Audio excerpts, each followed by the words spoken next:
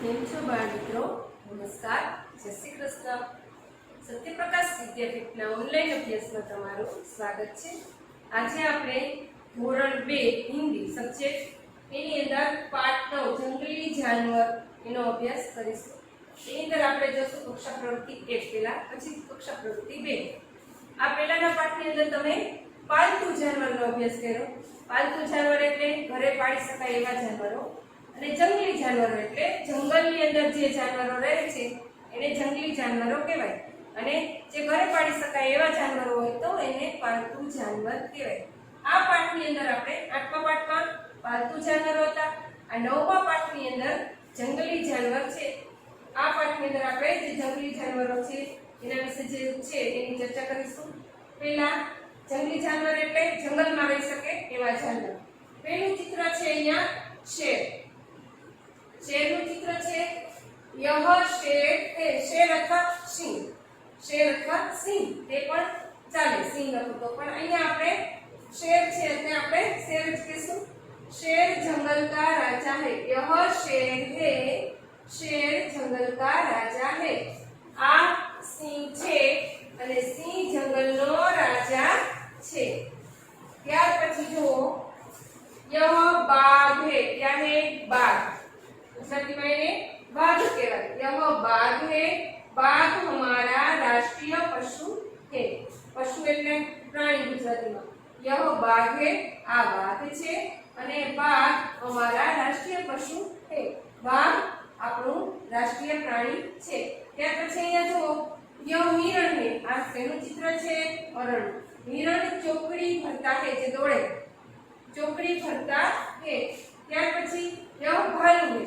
આ રીંછ છે અને भालू सर्कस में काम आता है. જે રીંછ એ સર્કસ ની અંદર કામ આવે છે. हिरण એટલે હરણ, भालू એટલે રીંછ, शेर એટલે સિંહ અને બાઘ એટલે વાઘ. આ બધા જંગલી પ્રાણીઓ છે. કેવા પ્રાણીઓ છે? ત્યાર પછી આપણે જોશું यह चीता है. क्या है? चीता. चीता फुर्तीला जानवर है. फुर्तीला એટલે ફટાફટ દોડે એવા, આમ શું કહેવાય, લબડવાળા એવા નહીં કે શાંતિથી બેસી રહે ને એકદમ શાંત થઈને રહે એવા નહીં. ફુર્તીલા એકદમ ફટાફટ દોડે એવો ચિત્તો છે. ત્યાર પછી यह बंदर है. बंदर એટલે વાંદરો. વાંદરો बंदर पेड़ पर रहता है. वांदरो ક્યાં રહે છે? વાંદરો ઝાડ ઉપર રહે છે. ત્યાર પછી यह लोमड़ी है. लोमड़ी चालाक होती है. लोमड़ी એટલે શિયાળ. यह શિયાળ है. શિયાળ चालाक હોય છે. यह बारहसिंगा है. इसके सींग सुंदर होते हैं. પેલા અહીંયા જો बारहसिंगा. बारहसिंगा એટલે અહીંયા એને સિંગડા જે હોય છે ને એની ઉપર નાના નાના છોટા છોટા છોટા સિંગડા આમ હોય છે, ડાળીઓ જાતી હોય ને એવા. બારહસિંગા એટલે સાબર. એને શું કહેવાય? સાબર. इसके सींग सुंदर होते हैं. એના જે સિંગડા છે ને એ બહુ સરસ હોય છે. તમે નાના હશો ને ત્યારે કદાચ વાર્તા સાંભળી હોય સાબરના સિંગડા. અમે હતા ને ત્યારે, અમે ભણતા ત્યારે અમારે એવી વાર્તા હતી સાબરના સિંગડા.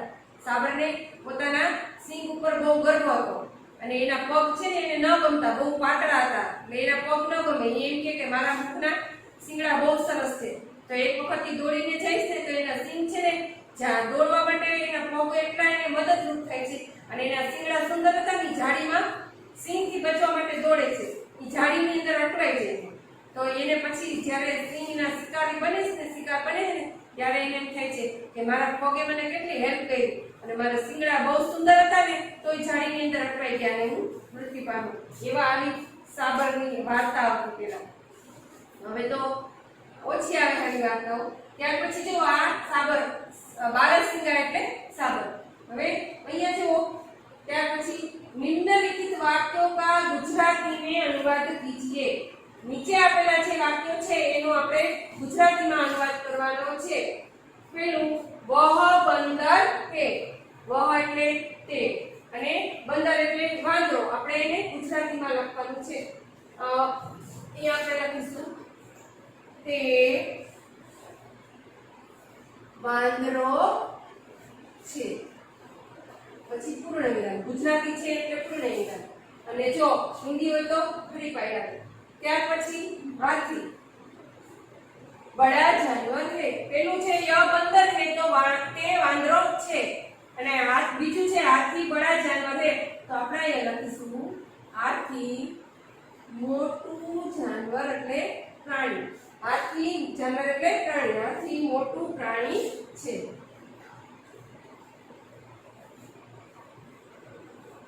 પેલું હતું વ બંદર હે એટલે તે વાંદરો છે ને હાથી મોટું પ્રાણી છે બીજું હાથી બડા જાનવર ત્યાર પછી જો વાઘ રાષ્ટ્રીય પશુ હે વાઘ છે એ આપણું રાષ્ટ્રીય પ્રાણી છે તો આપણે અહીંયા લખીશું વાઘ રાષ્ટ્રીય પ્રાણી છે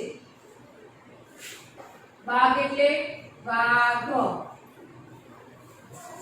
રાષ્ટ્રીય પશુ એટલે પ્રાણી રાષ્ટ્રીય પ્રાણી હે એટલે છે અને પૂર્ણ बाघ राष्ट्रीय पशु है बाघ राष्ट्रीय प्राणी છે પેલું હતું ય બંદર है તો આ તે વાંદરો છે ય નહીં પણ વ સોરી વ બંદર है તો તે વાંદરો છે બીજું હાથી બડા જાનવર है તો હાથી મોટું જાનવર છે ત્રીજું બાઘ રાષ્ટ્રીય પશુ है બાઘ રાષ્ટ્રીય પ્રાણી છે અને ત્યાર પછી છે ભાલુ સર્કસ में काम करता है ભાલુ એટલે રીંછ સર્કસ માં ભાલુ એટલે રીંછ સર્કસ એટલે સર્કસ में એટલે માં કામ કરતા है તો કામ કરે છે કામ કરે છે પછી પુષ્પ કામ આવે છે એમ લખો તો પણ ચાલે અને કરે છે તો પણ આપણે આમાં બે ચાલે છે રીંછ સર્કસમાં કામ કરે છે પેલું તે વાંદરો છે હાથી મોટું પ્રાણી છે બાઘ રાષ્ટ્રીય પ્રાણી છે અને રીંછ સર્કસમાં કામ કરે છે આ તમારા જે વાક્ય છે એનું ગુજરાતી ત્યાર પછી જો દો નામ લખ્યું હિંસક પ્રાણી અને અહિંસક પ્રાણી હિંસક પ્રાણી એટલે શું પાછું આપણે ફરીથી જોઈશું પાલતુ પ્રાણી અને જંગલી પ્રાણીઓ જોયા એવી જ રીતે એની અંદર પાછું છે જંગલી પ્રાણીઓની અંદર એમાં હિંસક પ્રાણીઓ હિંસક એટલે હિંસા કરે એવા પ્રાણીઓ જે બીજા પ્રાણીઓને મારીને પોતાનું પોષણ કરે એટલે કે પોતે જે ખોરાક મેળવે એ હિંસક પ્રાણીઓ હિંસક પ્રાણીઓની અંદર તમને બધાને ખબર જ હશે શેર અને બાઘ આપણે આગળ ભણ્યા છે અહીંયા શેર દો નામ લખવાના છે એટલે એની બાજુમાં સીધું અને અહીંયા બાઘ ચિત્તા પણ આવે એ પણ લખી શકો પણ હું અહીંયા શેર અને સિંહ લખશો તો પણ ચાલશે અહીંયા સિંહ અને અહીંયા ચિત્તા લખો તો ચાલે પણ આપણે મેં લખાઈ ગયું લખો તો ચાલે પણ તમારી રીતે તમને એ શબ્દ યાદ રહી ગયો હોય તો પણ તમે લખી શકો છો ત્યાર પછી અહિંસક પ્રાણી અહિંસક પ્રાણી એટલે પાલતુ પ્રાણીઓ એમાં જ આવે અહિંસક પ્રાણી એમાં ગાય બેલ તમે જે લખો એ ચાલશે એમાં ગાય અને ઘોડા લખો તો પણ ચાલે તો આપણે અહીંયા લખીશું ગાય હિંસા નથી કરતા આવા પ્રાણીઓ અને ઘોડા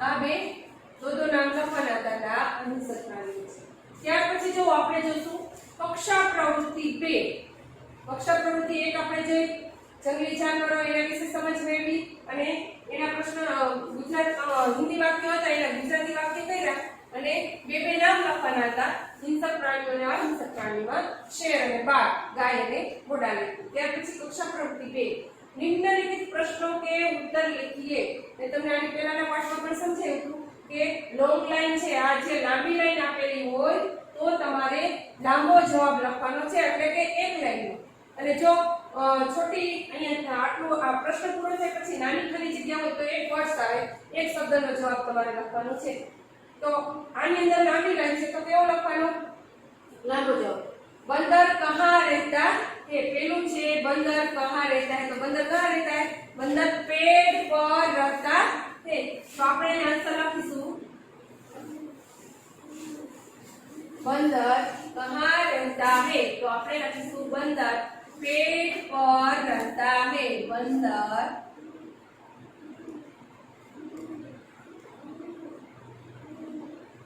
पेड़ पर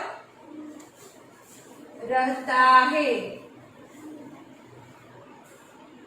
बंदर पेड़ पर रहता है પછી ખડી પાય વાંદરો છે ક્યાં રહે ઝાડ પર તો બંદર પેડ પર રહેતા है ખડી પાય કરવાનું ભૂલશો નહીં અહીંયા ક્વેશ્ચન હોય અને આન્સર લખો એટલે ખડી પાય પછી બીજું છે हमारा राष्ट्रीय पशु कौन है બીજું છે हमारा राष्ट्रीय पशु कौन है तो તમારે લખવાનું છે અહીંયા हमारा राष्ट्रीय पशु कौन है तो बाघ हमारा राष्ट्रीय पशु અહીંયા સુધી તો તેમ ને તેમ ખાલી એક વર્ષ જ યાદ રાખવાનું છે બંદર કहाँ रहता है तो पेड़ है અને રાષ્ટ્રીય પશુ કોણ છે તો બાઘ યાદ રાખવાનું हमारा राष्ट्रीय पशु પણ તમને વાક્ય રચના કરતા આવડવી જોઈએ જે આ છે તમને અહીંયા સુધી લખતા આવડવું જોઈએ કે બંદર કहाँ અહીંયા આવ્યું પ્રશ્ન અહીંયા આવ્યો છે તો બંદર कहाँ છે તો આપણે પેડ પર રહેતા કે એટલું તમને લખતા શીખવું જોઈએ આજ તમારે શીખવાનું છે બરોબર પછી हमारा राष्ट्रीय पशु तो हमारा राष्ट्रीय पशु અહીંયા સુધી અહીંયા તમને પ્રશ્ન પૂછવામાં આવ્યો કોણ છે તો કોણ છે તો બાઘ અહીંયા આપણે લખીશું બાઘ हमारा राष्ट्रीय पशु बाघ है ત્યાર પછી ખડી પાય ત્યાર પછી કોણ જંગલ का राजा है जंगल का राजा કોણ છે તો તમને આવડતું જશે તમે બહુ વાર્તા સાંભળી છે સિંહની જંગલ का राजा शेर है સિંહ લખતો તો પણ ચાલશે અને શેર પણ ચાલે તો આપણે અહીંયા લખીશું પહેલા જ આપેલું છે કોણ જંગલ का राजा है तो આપણે અહીંયા લખીશું शेर અહીંયા जंगल का राजा है शेर जंगल का राजा है खड़ी पाई सिंह जंगल नो राजा छे ત્યાર પછી કોણ ચોકડી ભરતા है ચોકડી કોણ ભરતા है તો હિરણ ચોકડી ભરતા है આપણે પાઠની અંદર સમજ્યું ને તો અહીંયા આપણે પેલું જ આપેલું છે કોણ ચોકડી ભરતા है તો હિરણ એટલે હરણ હિરણ ચોકડી ભરતા ચોકડી भरता है ત્યાર પછી ખડી પાય હિરણ એટલે હરણ હિરણ ચોકડી ભરતા है બંદર એટલે વાંદરો બાઘ એટલે વાઘ શેર અર્થાત સિંહ જે પણ લખો હિન્દીમાં શેર લખો તો ગુજરાતીમાં સિંહ લખવું પડશે અને હિન્દીમાં સિંહ હશે તો ગુજરાતીમાં સિંહ જ થશે અને હિરણ એટલે હરણ ત્યાર પછી कौन सर्कस में काम आता है तो कौन पहला जे कौन आता है सर्कस में काम तो भालू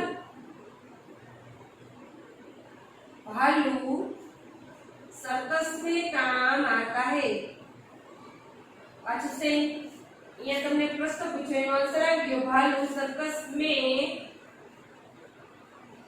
काम आता है अथवा काम करता है અહીંયા કરતા છે તો આપણે કરતા રાખીશું ભાલુ સર્કસ में काम करता है આ રીતે તમારે પ્રશ્નના જવાબ લખવાના છે વર્કશીટની અંદર ત્યાર પછી જો એના પછીનો પ્રશ્ન છે